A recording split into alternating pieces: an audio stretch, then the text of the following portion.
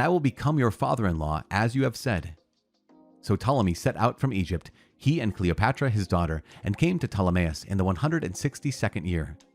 Alexander the king met him, and Ptolemy gave him Cleopatra his daughter in marriage, and celebrated her wedding at Ptolemais with great pomp, as kings do. Then Alexander the king wrote to Jonathan to come to meet him. So he went with pomp to Ptolemais, and met with 2 kings. He gave them and their friends silver and gold and many gifts, and found favor with them. A group of pestilent men from Israel, lawless men, gathered together against him to accuse him, but the king paid no attention to them. The king gave orders to take off Jonathan's garments and to clothe him in purple, and they did so. The king also seated him at his side, and he said to his officers, "Go forth with him into the middle of the city, and proclaim that no one is to bring charges against him about any matter, and let no one annoy him for any reason." And when his accusers saw the honor that was paid him in accordance with the proclamation, and saw him clothed in purple, they all fled.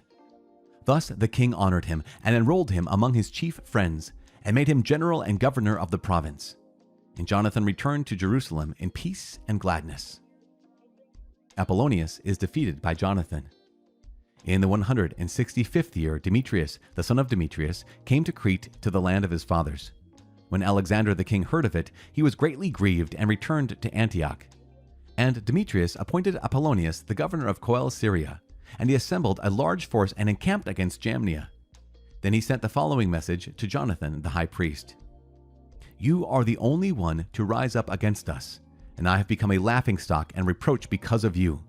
Why do you assume authority against us in the hill country? If you now have confidence in your forces, come down to the plain to meet us, and let us match strength with each other there. For I have with me the power of the cities. Ask and learn who I am and who the others are that are helping us. Men will tell you that you cannot stand before us, for your fathers were twice put to flight in their own land. And now you will not be able to withstand my cavalry and such an army in the plain where there is no stone or pebble or place to flee." When Jonathan heard the words of Apollonius, his spirit was aroused. He chose 10,000 men and set out from Jerusalem, and Simon his brother met him to help him. He encamped before Joppa, but the men of the city closed its gates, for Apollonius had a garrison in Joppa. So they fought against it, and the men of the city became afraid and opened the gates, and Jonathan gained possession of Joppa. When Apollonius heard of it, he mustered 3,000 cavalry and a large army, and went to Azotus as though he were going farther. At the same time, he advanced into the plain, for he had a large troop of cavalry and put confidence in it. Jonathan pursued him to Azotus, and the armies engaged in battle. Now Apollonius had secretly left 1,000 cavalry behind them. Jonathan learned that there was an ambush behind him, for they surrounded his army and shot arrows at his men from early morning till late afternoon. But his men stood fast, as Jonathan commanded, and the enemy's horses grew tired. Then Simon brought forward his force and engaged the phalanx in battle, for the cavalry was exhausted. They were overwhelmed by him and fled, and the cavalry was dispersed in the plain. They fled to Azotus and entered Beth Dagon, the temple of their idol, for safety. But Jonathan burned Azotus and the surrounding towns and plundered them, and the temple of Dagon, and those who had taken refuge in it he burned with fire. The number of those who fell by the sword, with those burned alive, came to 8,000 men. Then Jonathan departed from there and encamped against Ascalon, and the men of the city came out to meet him with great pomp. And Jonathan and those with him returned to Jerusalem with much booty. When Alexander the king heard of these things, he honored Jonathan still more, and he sent to him a golden buckle, such as it is the custom to give to the kinsmen of kings. He also gave him Ekron and all its environs as his possession. The Book of Sirach, chapter 26. Happy is the husband of a good wife. The number of his days will be doubled. A loyal wife rejoices her husband, and he will complete his years in peace. A good wife is a great blessing. She will be granted among the blessings of the man who fears the Lord. Whether rich or poor, his heart is glad, and at all times his face is cheerful.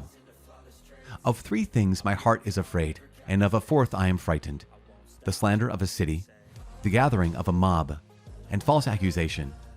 All these are worse than death.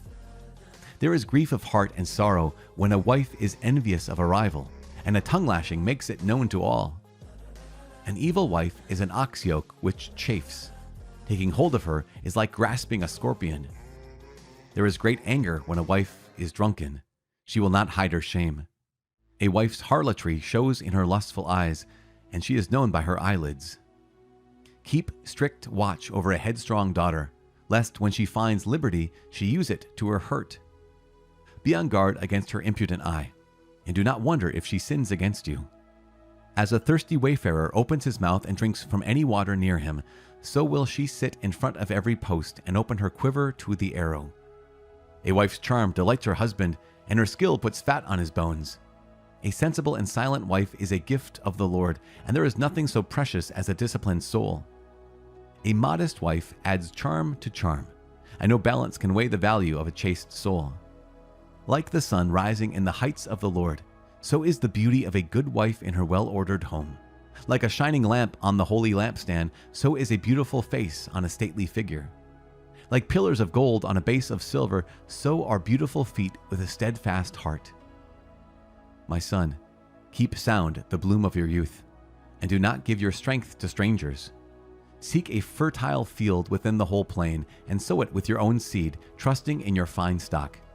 So your offspring will survive, and having confidence in their good descent, will grow great. A harlot is regarded as spittle, and a married woman as a tower of death to her lovers. A godless wife is given as a portion to a lawless man, but a pious wife is given to the man who fears the Lord. A shameless woman constantly acts disgracefully, but a modest daughter will even be embarrassed before her husband. A headstrong wife is regarded as a dog, but one who has a sense of shame will fear the Lord.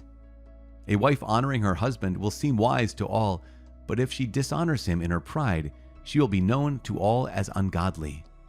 Happy is the husband of a good wife, for the number of his years will be doubled. A loud-voiced and garrulous wife is regarded as a war trumpet for putting the enemy to flight, and every person like this lives in the anarchy of war. At two things my heart is grieved, and because of a third, anger comes over me: a warrior in want through poverty, and intelligent men who are treated contemptuously. A man who turns back from righteousness to sin, the Lord will prepare him for the sword. A merchant can hardly keep from wrongdoing, and a tradesman will not be declared innocent of sin.